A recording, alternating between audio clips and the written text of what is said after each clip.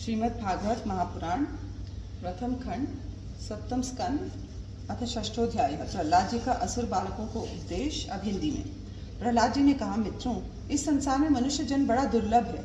इसके द्वारा अविनाशी परमात्मा की प्राप्ति हो सकती है, परंतु पता नहीं कब इसका अंत हो जाए। इसलिए बुद्धिमान पुरुष को बुढ़ापे या जवानी के भरोसे न रहकर बचपन में ही भगवान की प्राप्ति कराने वाले साधनों का अनुष्ठान कर लेना चाहिए। इस मनुष्य जन्म में श्री भगवान के चरणों की शरण लेना ही जीवन की एकमात्र सफलता है, क्योंकि भगवान समस्त प्राणियों के स्वामी, सुहृद, प्रियतम और आत्मा है। भाइयों, इंद्रियों से जो सुख भोगा जाता है वह तो जीव चाहे जिस योनि में रहे प्रारब्ध के अनुसार सर्वत्र वैसे ही मिलता रहता है, जैसे बिना किसी प्रकार का प्रयत्न किए निवारण करने पर भी दुख मिलता है।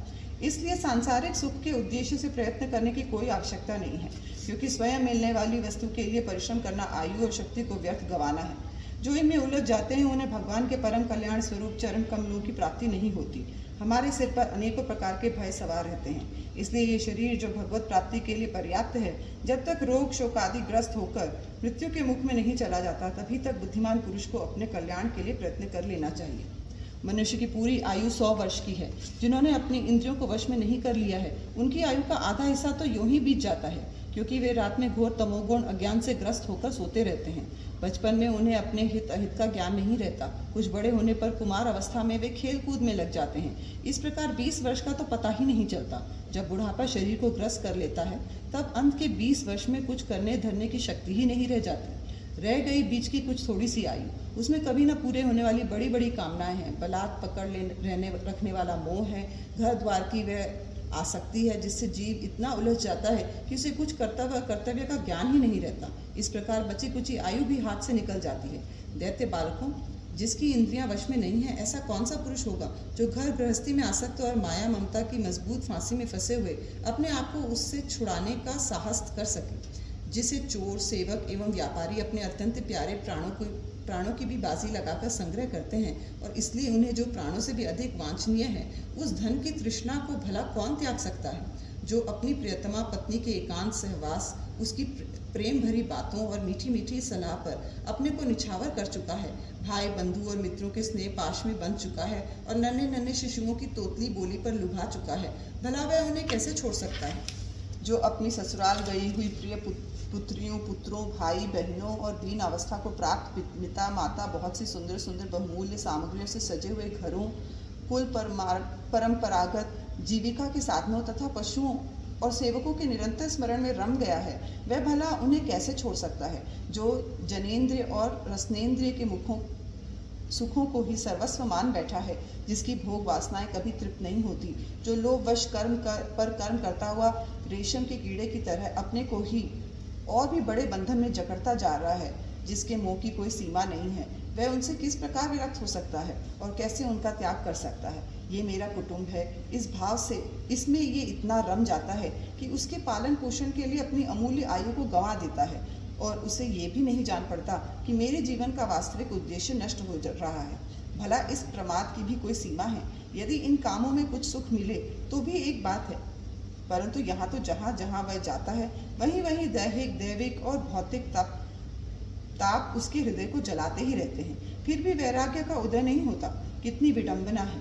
कुटुंब की ममता के फेर में पड़कर वह इतना असावधान हो जाता है कि उसका मन धन की चिंता में सदा इतना लवलीन रहता है कि वह दूसरे का धन चुराने के लौकिक परलौकिक दोषों को जानता हुआ भी कामनाओं को वश में न कर सकने के कारण इंद्रियों के भोग की लालसा से चोरी कर ही बैठता है। भाइयों, जो इस प्रकार अपने कुटुंबियों के पेट पालने में भी लगा रहता है, कभी भगवत भजन नहीं करता, वह विद्वान हो तो भी उसे परमात्मा की प्राप्ति नहीं हो सकती, क्योंकि अपने पराय का भेदभाव रहने के कारण उसे भी अज्ञानियों के समान ही तमः प्रदान गति प्राप्त होती है।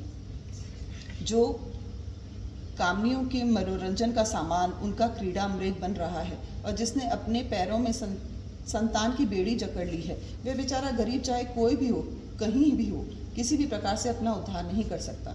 इसलिए भाइयों, तुम लोग विषयासक्त दैत्यों का संग दूर से ही छोड़ दो और आदिदेव भगवान नारायण की शरण ग्रहण करो, क्योंकि जिन्होंने संसार की आसक्ति छोड़ दी है उन महात्माओं के वे परम प्रियतम और परम गति हैं।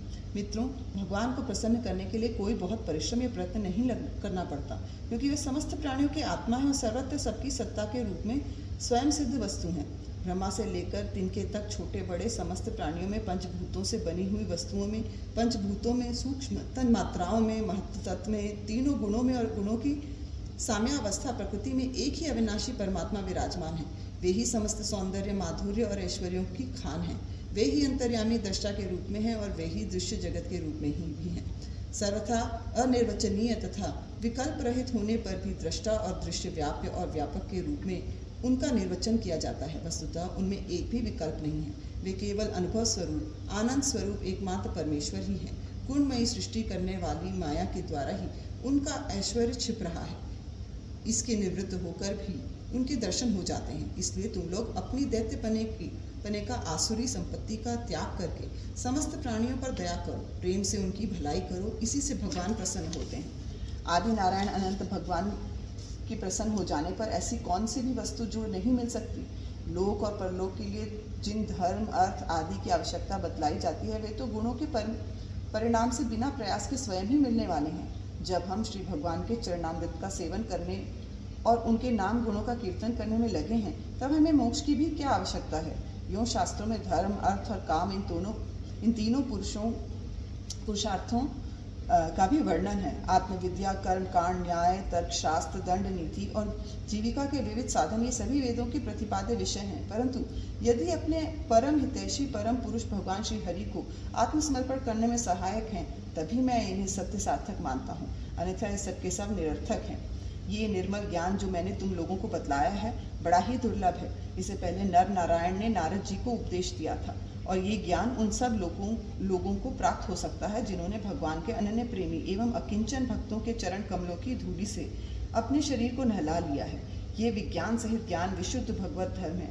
इसे मैंने भगवान का दर्शन कराने वाले देवर्षि नारद जी के मुँह से ही पहले सुना था। प्रहलाद जी के सहपाठियों ने पूछा, प्रहलाद जी, इन दोनों गुरुपुत्रों को छोड़कर और किसी गुरु को तो न तुम जानते हो और न हम। यही हम सब बालकों के शासक हैं। तुम एक तो अभी छोटी अवस्था के हो, दूसरे जन्म से ही महल में अपनी माँ के पास रहे हो। तुम्हारा महात्मा नारद जी से मिलना कुछ असंगत सा जान पड़ता है। प्रियवर, यदि इस विषय में विश्वास दिलाने वाली कोई बात हो तो तुम उसे कहकर हमारी शंका मिटा दो। इति श्रीमद्भागवते महापुराणे पारमहंस्यायां संहितायां सप्तम स्कंधे प्रहलादानुचरते षष्ठोऽध्यायः।